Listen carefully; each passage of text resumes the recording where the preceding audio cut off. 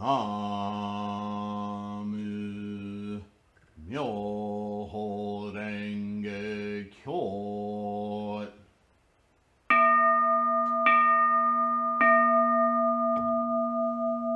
Namu Myoho Renge Kyo.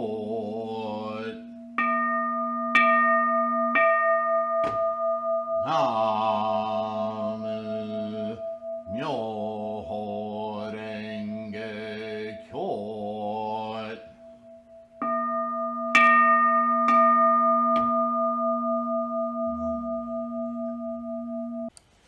Well, all right, let's do this. Wow, look at that big highlight off to one side there. It's really messing up my lighting challenges in here are constantly changing. But I think I got it good enough. You certainly can see me. Hard to miss. How are you? I hope this podcast finds you in good health, secure. Thank you for being here. Thank you for your study. Thank you for your practice. Thank you for your support. Thank you for being a Buddhist. All right.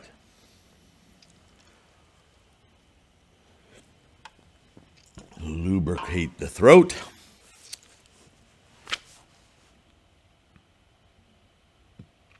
So after this last discussion with Mahamati, Shakyamuni has really cleared some dark spaces for Mahamati. Mahamati is now, he's getting an inkling, right? He's starting to understand. He's not all the way there yet, though. He's still got a good bit to read. But his question's going to shift a little bit now. Mahamati, to whom the Buddha's spiritual powers were added, you got some insight, now says, well, and I guess at this point we have, Shakyamuni is writing this to explore the nature of the difficulty of comprehending the real profundity of what this thing called Buddha that Shakyamuni, Siddhartha, has achieved, seen in his mind, and getting people to raising people's capacities, ability to see into the very nature of their nature, and the nature, therefore, of all phenomena.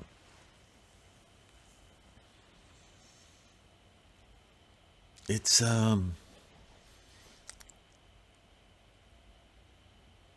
it doesn't seem to come naturally, though it should, because it's a natural part of what and how we are.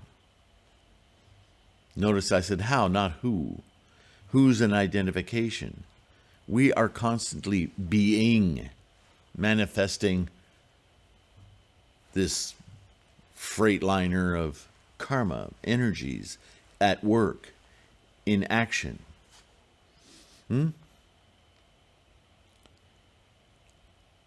So, invariably, if you do any kind of study, as Shakyamuni has told us, study all of Buddhism and non-Buddhist theories, philosophies, and so forth, because you'll end up getting your personal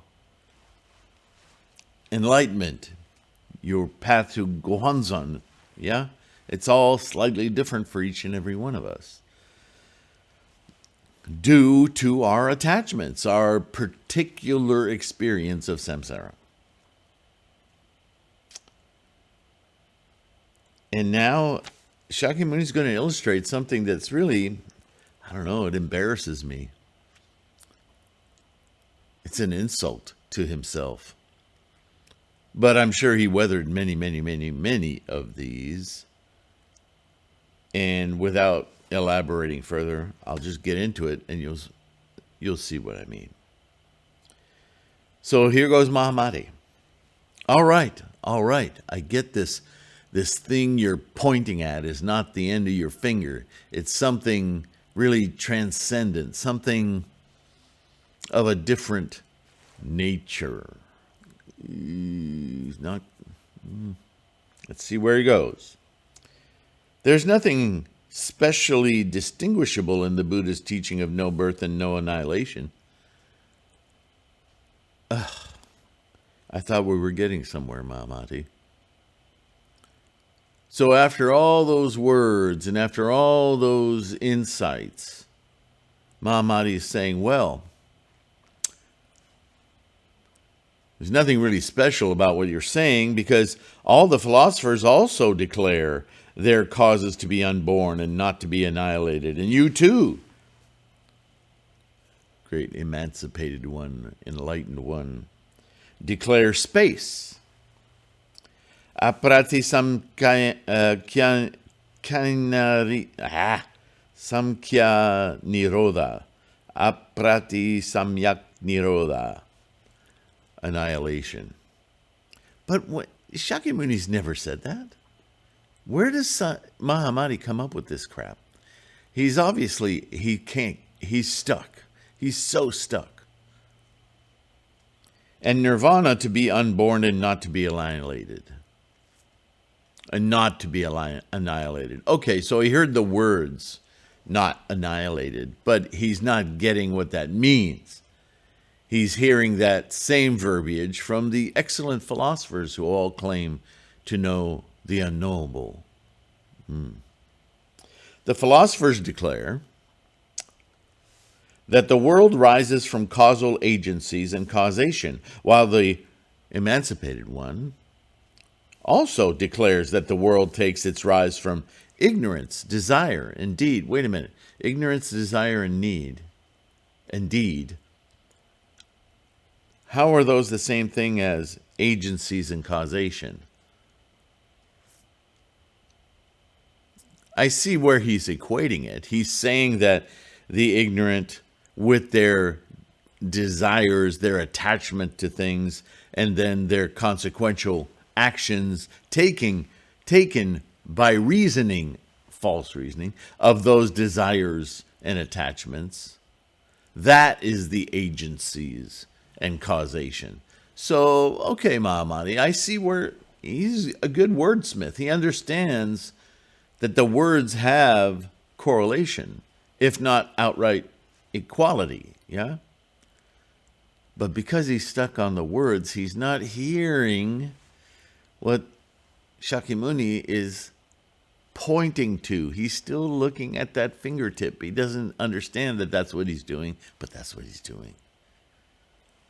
So let him go on. That the world takes rise. The world takes rise. Listen, he's repeating the words and he doesn't understand what he's saying. The emancipated one declares that the world takes its rise, right? Arises, abides, from ignorance, in other words, a non-transcendent mind, an attached mind, desire, deed, discrimination, so he describes that attached mind, which work in accordance with the law of causation. The law of causation being an invented reality of that discriminating, ignorant mind. Yeah, Shakyamuni's already attested to that. And he's attested to it by strongly indicating that that ain't it. That that's the domain of samsara, where the philosophers exist. So Mahamati's just spitting back Shakyamuni's own words at him, except he's not getting the point. Both thus refer to causation, the difference being in name only. So he's now basically, what a slap in the face. He's saying to Shakyamuni, yep, everything you say sounds exactly like the philosophers that you say should be shunned and not listened to, they're saying the same thing you are. I don't know about you, but maybe Mahamadi should read the Lankavatara Sutra. Because he missed everything Shakyamuni was pointing out with those examples. So, with the rise of external objects, both you and they assume external causation. But the philosophers assume an external causation that's outside the self. That's an omniscient force. And Shakyamuni's saying, no. This omniscient force, this other, it's your mind. You're doing that. Each one of your minds is doing that. Therefore, you can shut it down. How did Mahamadi miss this? Don't know. Stubborn. Thus, there's no distinction between your teaching, emancipated one, and that of the philosophers. Na boo boo. With them, there are 9 substances which are regarded as unborn and not to be annihilated. Atoms, here we go. This makes my stomach turn. Atoms, in other words, atoms are permanent. You can't destroy them. And they're unborn. They're just always there. We know that. That's totally wrong. But a supreme soul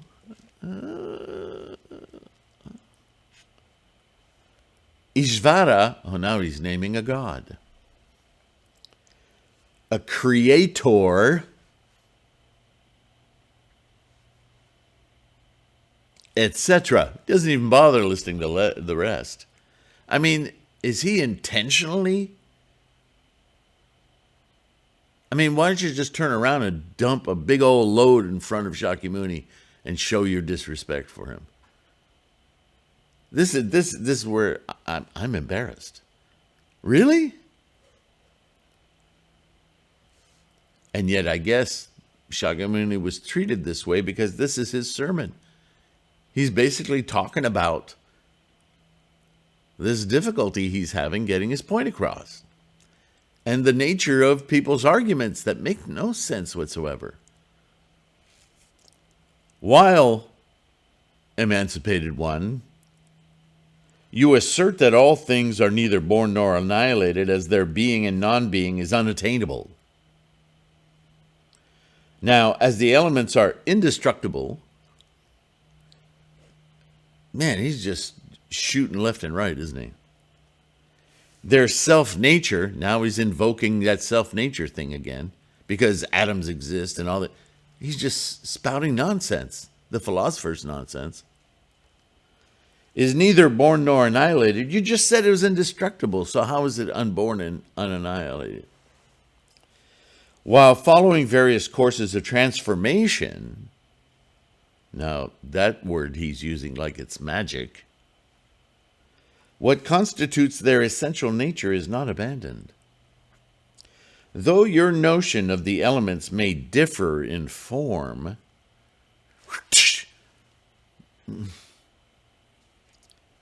it is what has been imagined by all the philosophers as well as by yourself. You guys are saying the same thing. Same thing. Nothing new here. It's incredible.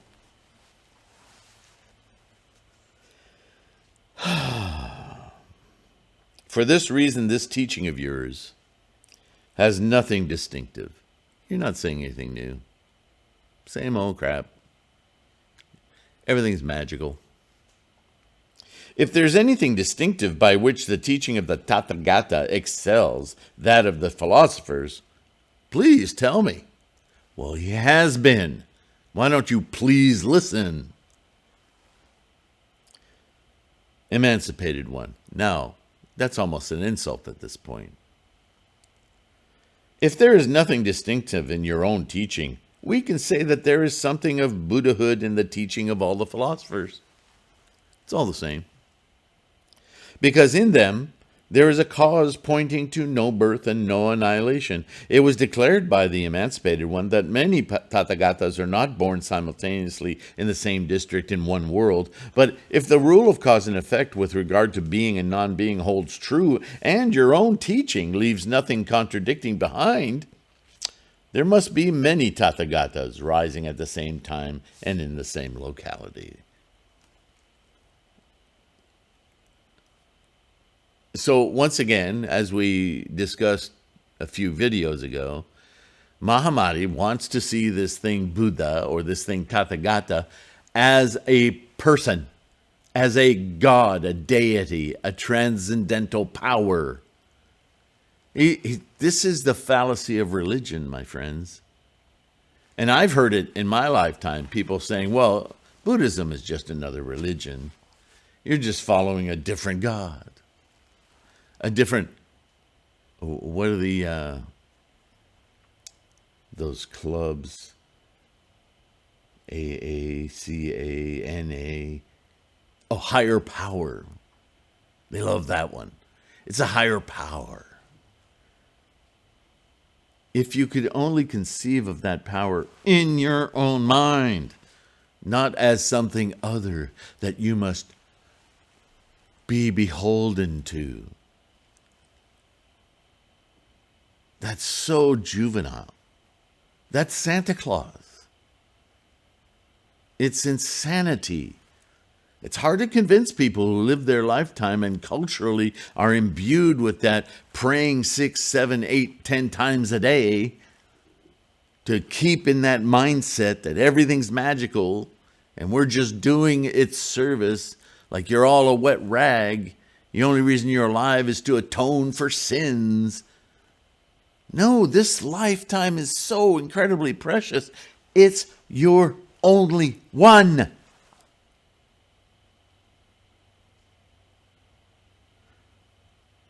Be this life to the full. It's all in your mind to see, to experience, to establish.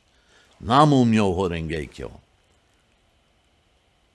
Why is it so hard to get people to see this?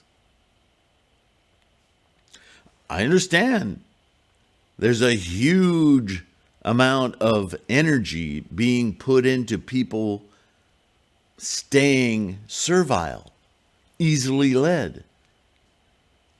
It's very capitalistic. It's very authoritarian, right? Those people at the top of that pyramid, they're laughing their asses off at how easily people are manipulated because they do all the work themselves. You hardly need to lift a finger. Buddhism is about getting your identity, your real identity, back. Own your life. Don't be owned. That's ridiculous.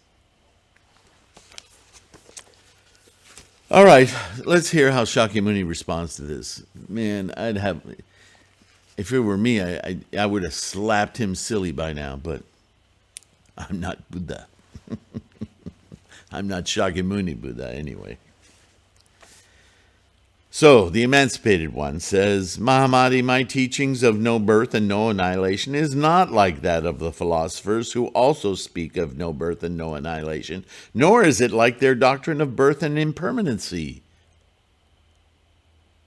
Now he's answering him directly, right? And he's saying, why? Because, Mahamati, that to which the philosophers ascribe the characteristics of no birth and no change is the self-nature of all things. They talk about the permanence of everything, that everything exists outside of our existence, like humans are interlopers into this fantastic process. And that's the first notion of guilt that we have to be controlled by, to submit ourselves to. What a joke. But been doing it for centuries. Talk about habit energy, yes? Entire cultures.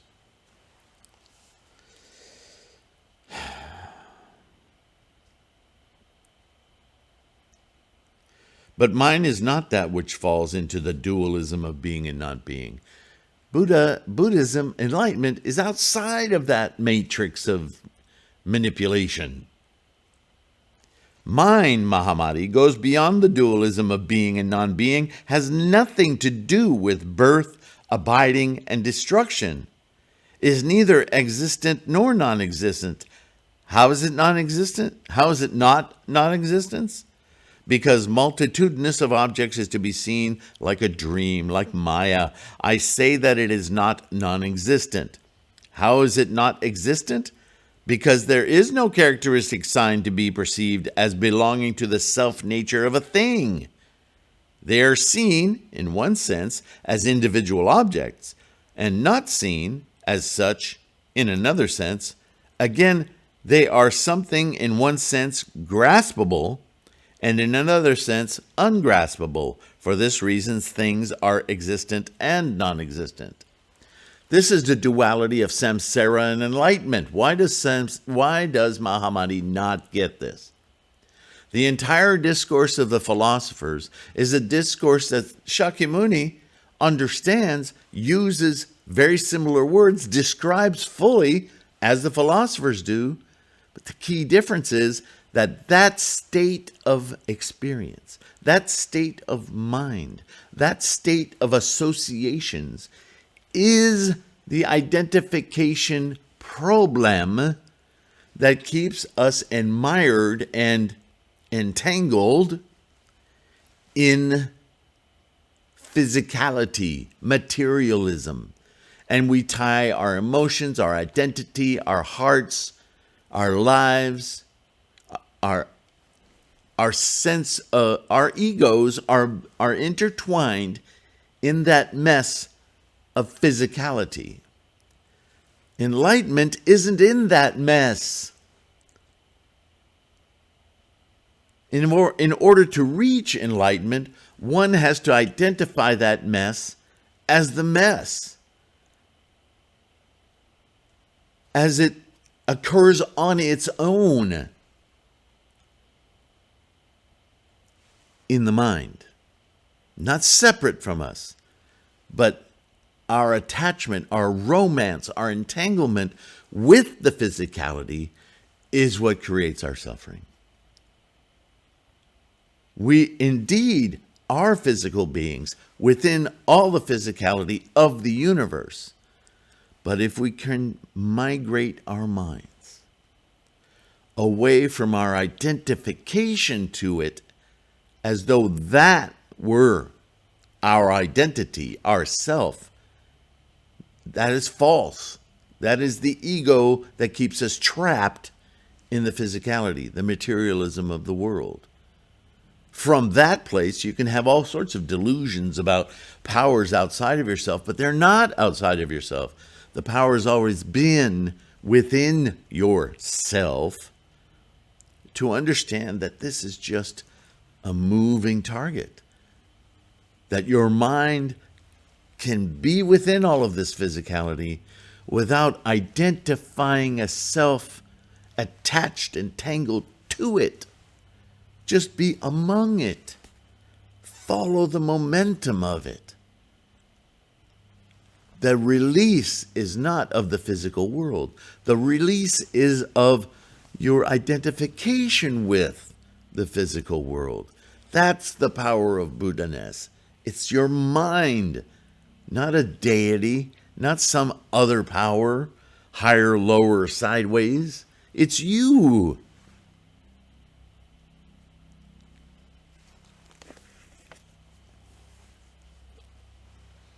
But when it is understood that there is nothing in the world but what is seen of the mind itself, discrimination no more arises.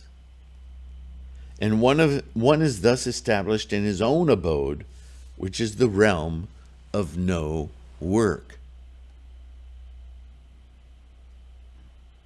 The process of life runs by itself. You are part of that process of life. You no longer need to apply energy to attachment, to entanglement, to identification. It doesn't need that. It is that effort, that work that you're dedicating your energy to that is throwing you off the mark. It's like, I don't know, if you've played video games or you've shot a gun, a rifle, or any kind of game or activity where you need to strike something that's moving. If something's moving and you try to strike it as you see it, by the time your strike, whatever it is, reaches the location where your target is no longer there, it's moved on. This is what we do in life. When we identify something, we should feel that slipping away. Like trying to grasp something outside the window of a car when it's going 60 miles an hour. It's gone. And yet you still say, I've got it. It's mine. No, you got nothing.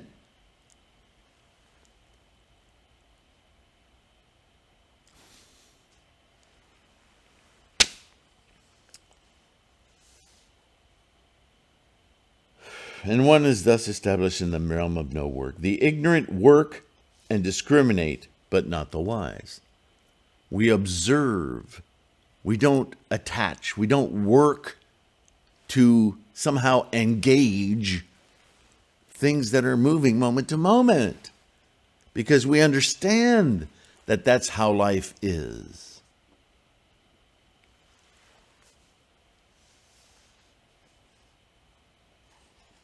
Mahamati, the doings of the ignorant are unrealities discriminated, realities confounded. They are like the city of the Gandharvas, like magically created figures. To illustrate Mahamati, here is a city of the Gandharvas, where children see magically created people, merchants, and many others, going in and out or coming out, and imagine that they are really people going in and coming out. It is owing to the discrimination characterized by perturbation that such takes place. It is the same, Mahamati, with the ignorant, that they have confused perception of birth and no birth. There is really nothing made or unmade, like the rising of magically created people, for magically created people are neither born nor annihilated, because here is no question whatever as to the existence or non-existent. In like manner, all things have nothing to do with birth and destruction, except that the ignorant, cherishing false ideas, imagine the birth and annihilation of objects. Right? Possession, losing, that identification. It is, however, not so with the wise. By false ideas, it is meant that objects are not judged as they are in themselves, because that's created in the mind. They are nothing else. When reality is discriminated other than it is, there is the clinging to the idea that all things have their self-nature, and what is alone by itself is not seen. And when what is alone by itself is not seen, there is no disappearance of discrimination, because there was nothing discriminated. For this reason, Mahamati, an insight into formlessness excels, and not an insight into form. As form causes another birth, it excels not. By formlessness, Mahamati, is meant the disappearance of discrimination. No birth and no annihilation, this I call nirvana. When you cease to have that entanglement with permanence, with this, not that, with me, not you, with mine, not with yours, with this identification, When you cease doing that and just observe everything as it manifests, moment to moment, constantly changing, that is nirvana. Because in that moment, you dislodge your entanglements with everything. You live fully, without restrictions, without attachment. Same thing. By nirvana, Mahamadi is meant the looking into the abode of reality as it really is in itself. And when along with the turning back of the entire system of mentation, the sita, so on and so forth, there is the attainment of self-realization by means of noble wisdom, which belongs to the Tathagatas. I call it nirvana.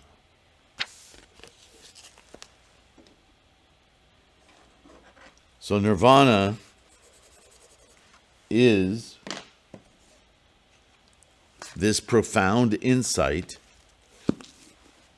that we're part of the momentum of life. That life is generating and manifesting every manner of potential, and all of it ultimately is a construct of energies. Yes? And the perfect word, I've used it before, it's the first time I've read it, perturbations. In the examples I've put up charts, I use the word agitation. Whatever it is that strikes momentum within energy, the field of energy, just like field of electrons, right? We know that we don't have 3 zillion trillion electrons in the universe. What we know is all the electrons in the universe are identical. Why? Because they're all manifestations of the same electron field, which is pervasive. But you see that even the science is getting to a place where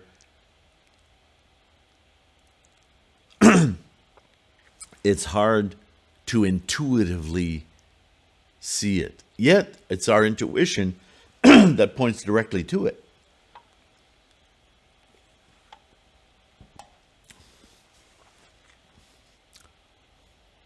Right? This is the difficulty quantum is having right now.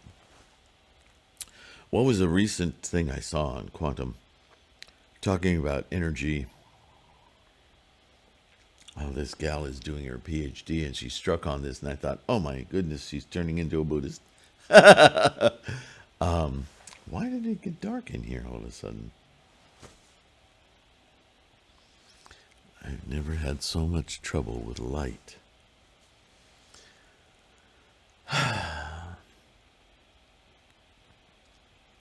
She was talking about the double slit experiment and waves being a particle, or light photons being a particle or a wave.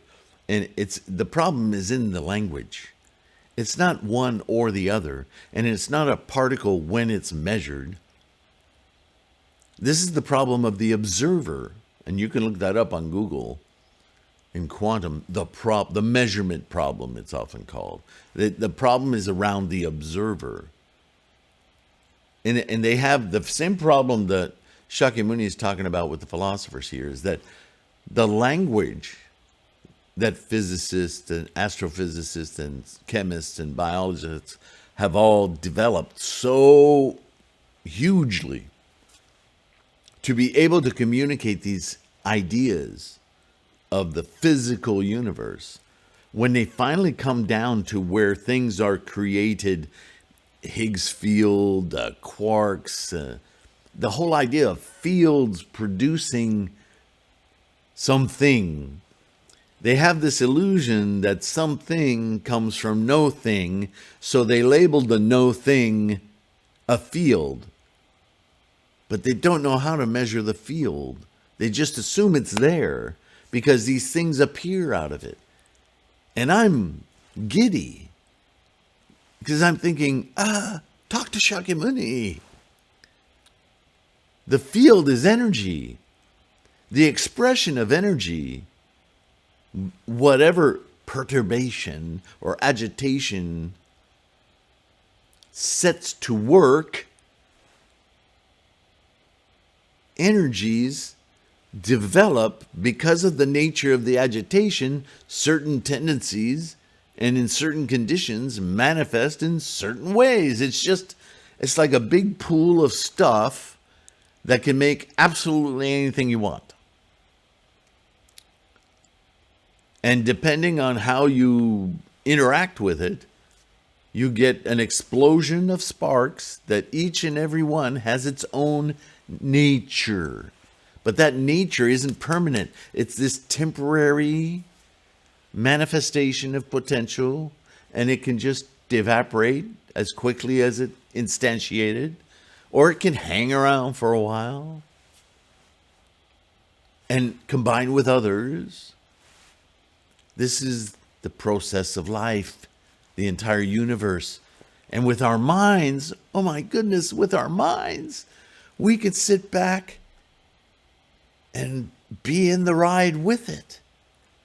We don't have to identify with stuff. We are not stuff. We are energy.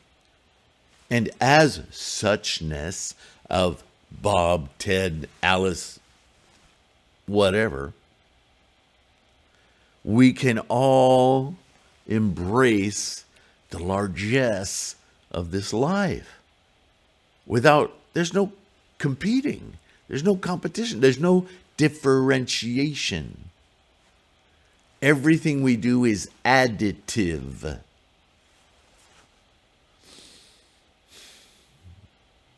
Think about that. And with that thought, I'm going to let you go. I'm going to thank you once again for sticking around to the end of this video. I'm curious to see where the Lankavatara is going to continue to go and how stubborn Mahamati is going to maintain his physicality. We'll see. Why is this light dying? I'm so disappointed. I'm going to fix the light problem. I am. If it means I have to black out everything and have a candle in front of me so I can talk to you, we're going to figure it out. Thank you very much. Thank you for listening. Don't forget to like and subscribe. I'll see you in the next one. Bye for now.